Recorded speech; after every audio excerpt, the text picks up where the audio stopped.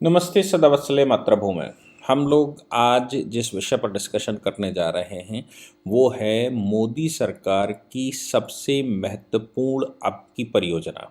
मुझे लगता है कि हम ग्लोबल हब बनने की तरफ जा रहे हैं। अब खास बात मोदी सरकार की ये है कि वो अब नेशनल लेवल पर खास तौर से इकोनॉमी के मामले में, कोई चीज़ प्रोडक्शन के मामले में वो अब डोमेस्टिक लेवल पर नहीं सोचती, वो इंटरनेशनल लेवल पर सोचती है कि आखिर क्या भारत का व्यापार बढ़ सकता है, हम चीज़ों को एक्सपोर्ट कर सकते हैं क्या।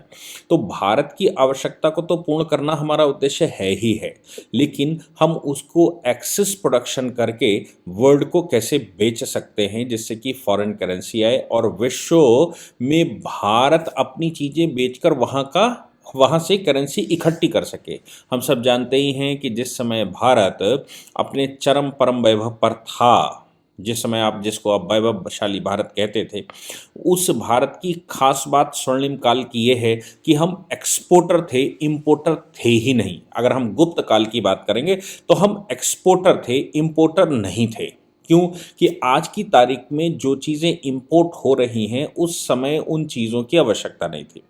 मैं अगर दूसरे शब्दों में कहूँ कि उस समय ये जो मोटर गाड़ी है या एनर्जी को इंपोर्ट नहीं करना पड़ता था और भारत हर वो चीज़ पैदा करता था जिसकी संसार को आवश्यकता होती थी। यहाँ तक कि विदेशों से जो लोग भारत में प्रवेश करते थे वो यहाँ से केवल मसाले ले जाकर ही अपने वर्षों का खर्चा निकाल लेते थे। तो आप सोच सकते हैं कि भारत में उत्पादन जिन चीज़ों का होता था उन चीज़ों से विश्व भर अपना खर्चा निकालता था अगर वो भारत केवल टूर करने चले जाते थे और यहाँ के सामान्य प्राइस पर चीज़ें खरीद कर ले जाते थे।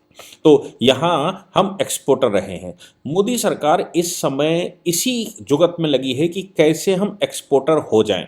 अब एक्सपोर्टर होने के लिए जो हमारी आवश्यकताएं हैं, जो विदेशी चीज़ों पर हम डिपेंडेबल हैं, उनको कम करना पड़ेगा और हमारा प्रोडक्शन बढ़े जो विश्व को हम सप्लाई कर सकें। इसके लिए बहुत ज़्यादा आवश्यक है कि हमारे जो इंपोर्ट है, जैसे एनर्जी के हम सबसे बड़े इंपोर्टर वर्ल्ड के हैं और हमारी फॉरेन करेंसी का मोस्टली पैसा भी एनर्जी में ही जाता है।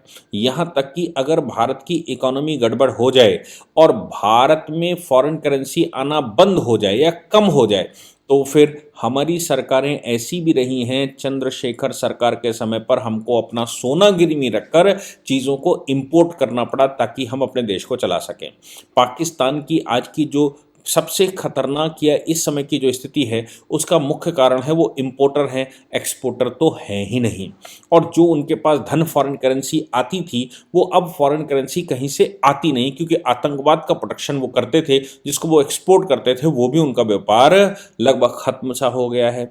इसलिए वो इस समय बहुत बुरी दशा में है। लेकिन अगर भारत को पुनः पुनरुत्थान पर जाना है तो भारत को 5 चीज़ों पर ध्यान देना पड़ेगा।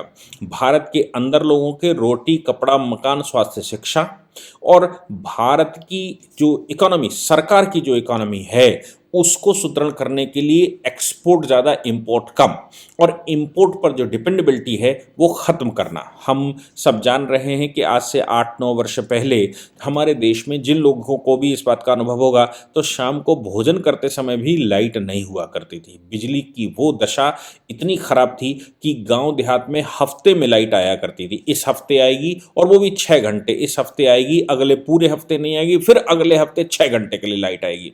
और कैरोसिन जला जला के हम पोल्यूशन देश भर में फैलाते थे। ये हमारी सिचुएशन थी।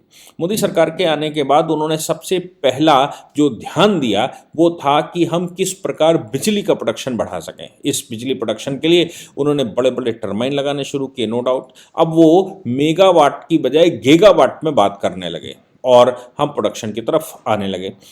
दूसरी खास बात यह है कि अब ये जो प्रोडक्शन बढ़ाएंगे तो हमें फॉसिल फ्यूल्स चाहिए। फॉसिल फ्यूल्स का मतलब ज़मीन के अंदर जो फ्यूल निकलता है जिसको जलाकर हम एनर्जी पैदा करते हैं। अब वो फॉसिल फ्यूल कहाँ से आएगा? तो वो कोयला है, हम इंपोर्ट करने वाले लोग हैं। वो तेल है, यानी कि जो ऑयल है, फॉसिल ऑयल, वो पेट्रोल और डीजल या और तरह के केरोसिन, वो सब हम इंपोर्ट करने वाले लोग हैं। हम अपने कंजम्पशन का केवल 20 से 25% और कभी कभी मैक्सिमम 30% यहाँ एनर्जी प्रोड्यूस कर लेते हैं। जब हमें गैस की कभी कभी खदान मिल जाती है तो कभी हम हाई सीज से तेल निकालते हैं, लेकिन ये सफिशिएंट नहीं है।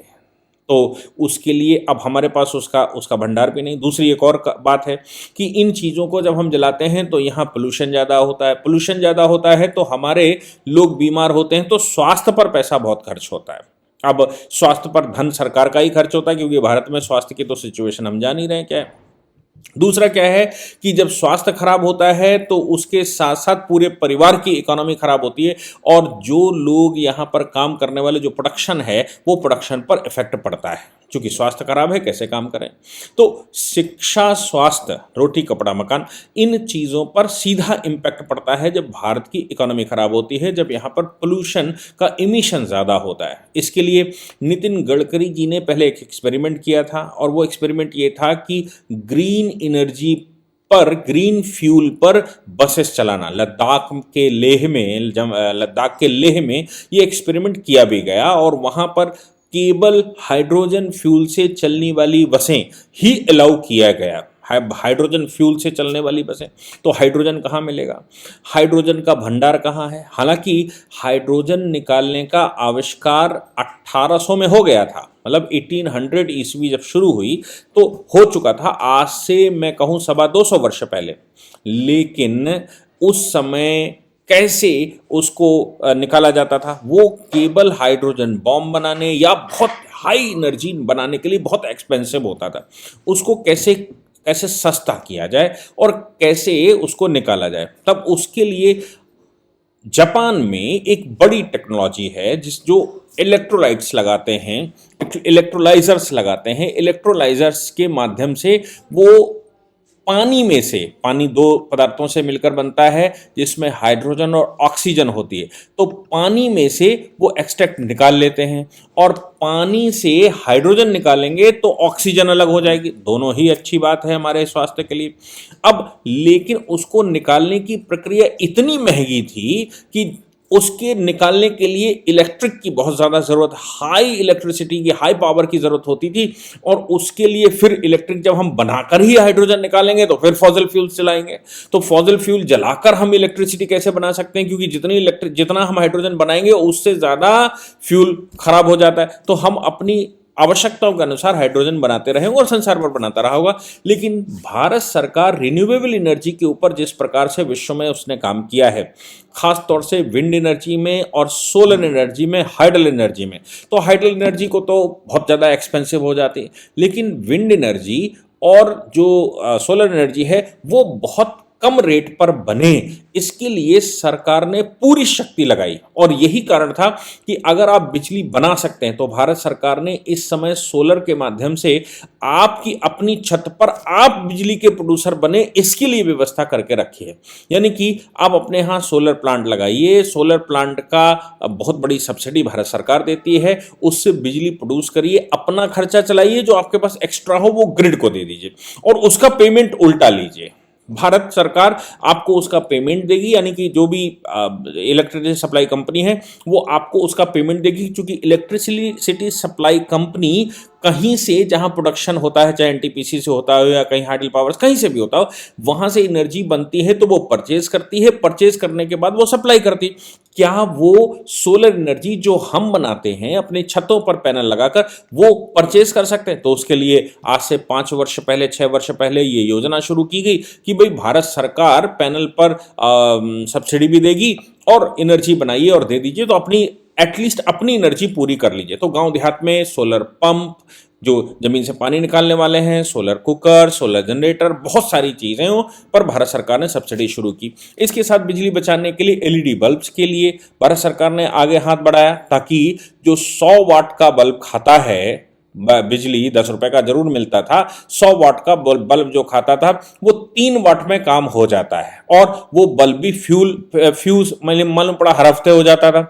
ये एक बार 60, 70, 80 रुपए, 100 रुपए की जो भी एलईडी आप लगाते हैं वो 1 वर्ष तक चलती है, एटलीस्ट 1 वर्ष का तो वो आश्वासन देते हैं, और उसके बाद भी, और अब तो टेक्नोलॉजी लोगों ने विकसित कर ली है कि वो 10 रुपए में रिपेयर भी हो जाती है। उसके 6 बल्ब लगे होते हैं, उनमें कोई एक फ्यूज हो जाता है, उसको वो न्यूट्रलाइज करके बाकी 5 में सप्लाई शुरू कर देते हैं। तो ऐसे करके एलईडी बल्ब 2-3 साल भी चल जाता है।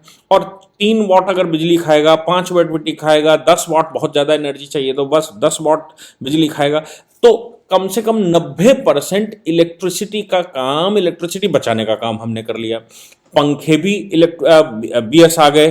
पंखों में भी जो 300 वाट खाता था उसकी जगह 50 वाट के पंखे आ गए, उस पर भी सब्सिडी। इसी प्रकार इन्वर्टर, एसी और तमाम तरह की भारत सरकार ने पूरी कोशिश की किसी प्रकार से भारत बच जाए। अब लग रहा है कि भारत सरकार ने अपनी एनर्जी की जरूरतें पूरी लगभग कर ली हैं, लेकिन अभी भी हम बहुत बड़ी मात्रा में फ्यूल जो फॉसिल फ्यूल है उस पर ही डिपेंड करते हैं, हाइडल एनर्जी पर डिपेंड करते हैं, क्योंकि सोलर एनर्जी अभी हमने इतनी बनाई नहीं, हालांकि सफिशिएंट है। तो अभी बांग्लादेश के साथ भारत सरकार ने एक एग्रीमेंट किया है अडानी पावर के साथ, और ये कहा है कि हम अगले साल से बांग्लादेश को एनर्जी सप्लाई शुरू कर देंगे, बिजली सप्लाई शुरू कर देंगे। तो हम बांग्लादेश को बिजली बेच सकते हैं, हम श्रीलंका को बिजली बेच सकते हैं, भूटान को हम दे ही रहे हैं, हम नेपाल को बिजली बेच सकते हैं। हो सकता है नेपाल के पास सरप्लस भी हो, क्योंकि उनके पास हाइडल एनर्जी का बहुत बड़ा भंडार है। इसके अलावा हम अफगानिस्तान को बेच सकते हैं, हम अगल बगल के देशों में सब जगह एनर्जी बेच सकते हैं, क्योंकि उनके पास रिसर्च नहीं है और इन्वेस्टमेंट करने को भी इतना पैसा नहीं। आज भारत सरकार ने हाइड्रोजन एनर्जी को लेकर जो मास्टर प्लान बनाया है वो मुझे लगता है विश्व का हाइड्रोजन हब बना देंगे। तो हम, जैसे मैंने पीछे कहा था कि उसको बनाने के लिए हाई पावर इलेक्ट्रिसिटी चाहिए थी, और हाई पावर इलेक्ट्रिसिटी के लिए फिर से हमें फॉसिल फ्यूल जलाना होता। सरकार ने इस समय इनके इन्वेंशन के लिए 20,000 करोड़ रुपए का लक्ष्य रखा है कि 20,000 करोड़ रुपए, उसमें 17,500 करोड़ रुपया लगभग वो सब्सिडी में देंगे और बाकी का इंफ्रास्ट्रक्चर में देंगे, लगभग 1.5 से 2,000 करोड़ रुपए। तो वो इंफ्रास्ट्रक्चर तो भारत सरकार बनाएगी, इसमें कोई शक नहीं, लेकिन इसके साथ साथ 6 लाख जॉब निकलेंगे। निराशा की बात भारत के लोगों के लिए यह है कि भारत के लोगों के लिए जॉब का मतलब सरकारी नौकरी होता था, और सरकारी नौकरी इसमें निकलने वाली नहीं है। क्यों? क्योंकि ये प्राइवेट सेक्टर से चलने वाला है और इसके रिसर्च एंड डेवलपमेंट का काम पीपीपी मॉडल पर चलने वाला है, पब्लिक प्राइवेट पार्टनरशिप पर। लेकिन इलेक्ट्रोलाइट्स बनाने के लिए, इलेक्ट्रोलाइजर्स बनाने के लिए पहले इलेक्ट्रोलाइजर्स के लिए सब्सिडी भारत सरकार देगी, यानी कि जो इलेक्ट्रोलाइजर बनाने वाली विश्व की कंपनियां हैं वो भारत में आएं और फैक्ट्रियां डालें कि वो इलेक्ट्रोलाइजर्स बनाएं। इसके बाद इलेक्ट्रोलाइजर्स के बाद जो हाइड्रोजन फ्यूल बनाने के लिए भी अपने को प्लांट लगाने पड़ेंगे। तो जो लोग भी हाइड्रोजन फ्यूल बनाने के प्लांट लगाएंगे उनको भी सब्सिडी देंगे, यानी कि हाइड्रोजन आप बेचिए, हम खरीद लेंगे। और हाइड्रोजन के अलावा पूरी ऑटोमोबाइल इंडस्ट्री अब हाइड्रोजन पर डिपेंड करने वाले, जैसे मैंने कहा कि इस पर नितिन गडकरी जी की मिनिस्ट्री ने लेह में बसें हाइड्रोजन एनर्जी चलाने का पहले एक्सपेरिमेंट कर लिया है। और हमारे यहाँ जो वाटर वेज चलते हैं, वाटर में चलने वाली क्रूज हैं, वो भी हाइड्रोजन एनर्जी पर डेवलप हो रहे हैं। कुल मिलाकर इंजन अब हाइड्रोजन एनर्जी पर डेवलप होने वाला है। अब ये पुरानी एनर्जी जिनसे कार्बन निकलता है वो कोई भी इस्तेमाल होने वाली नहीं है। हाइड्रोजन एनर्जी की खास बात एक और ये है कि जैसे मैंने कहा कि बाकी सारी एनर्जियां जब जलती हैं तो पोल्यूशन कम या ज्यादा देती हैं।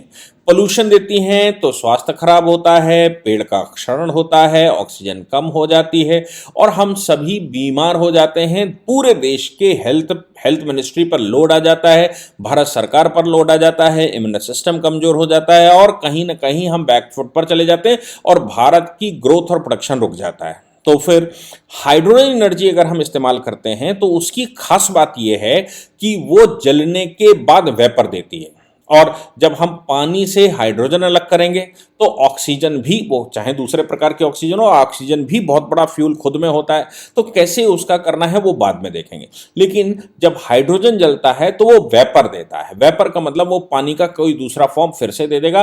कार्बन डाइऑक्साइड और कार्बन मोनोऑक्साइड, जो कि ग्रीन हाउस गैसेस का मेन सोर्स है, जिसकी वजह से होल्स बन रहे हैं, जिसकी वजह से ग्रीन गैसेस बन रही हैं, जो कि हमें समस्या देती हैं, पूरे विश्व को संकट में लाकर खड़ा किया गया है, वो सबसे हम निजात पाने वाले हैं।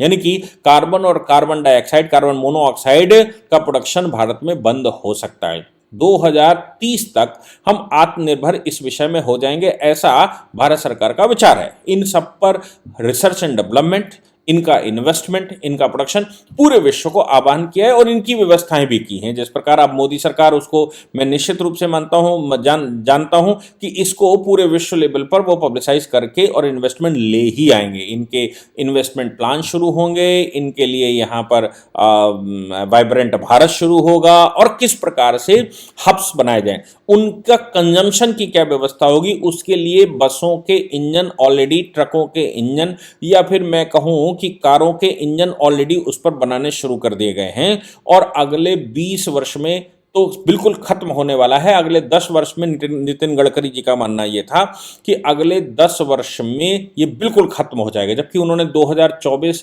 से लेकर 2029 में ही कहा कि ये खत्म हो जाएगा।